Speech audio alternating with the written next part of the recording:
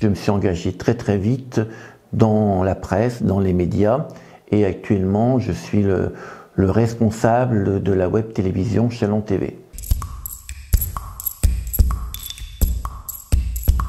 Chalon TV est une web télévision associative, c'est-à-dire les gens comme moi, comme Faudil, comme Daniel, ce sont des bénévoles. Donc on est une web télévision généraliste, on parle de tout, de l'actualité, et surtout on essaye de donner la parole à tout le monde, et on essaye de faire en sorte qu'il y ait des débats. Il y a des gens qui sont pour, il y a des gens qui sont contre, on n'a pas de tabou.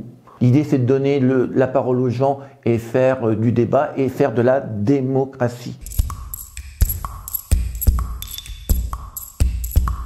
On parle de culture, de sport, de politique, du Père Noël. On a fait venir le Père Noël, voilà, il est venu. On a fait venir Platon sur notre studio. Voilà, l'idée c'est de parler de tout. Nous on donne la parole à tous les citoyens du Grand Chalon qui le souhaitent. On a par exemple créé récemment un genre qui s'appelle les bois chalonnaises, où on donne la parole à des Chalonnais sur des thématiques, bon là on a fait sur la sexualité, mon meilleur souvenir, etc.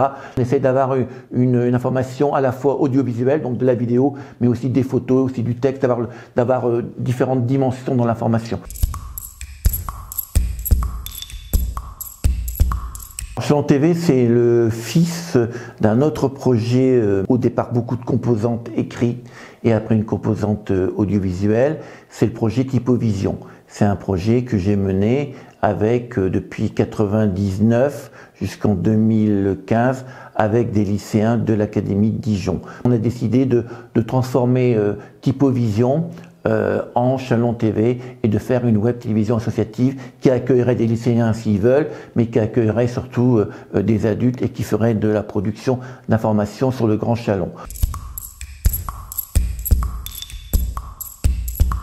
C'est de gérer un petit peu les équipes, c'est de gérer la ligne éditoriale. J'étais beaucoup sur le terrain, hein. Je faisais ce que font les services civiques actuellement. Je filmais, je montais parfois, je posais des questions. Ils font un peu ce que moi je faisais avant, et donc moi c'est d'organiser, c'est de mettre en ligne.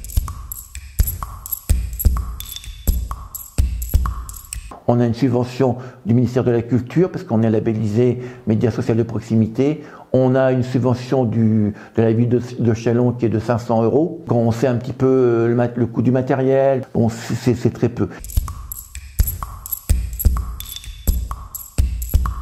Ça demande beaucoup de temps. Moi j'estime à peu près que pour faire une minute et demie, 2 minutes de reportage caméra au point, c'est 8 à 9 heures de boulot.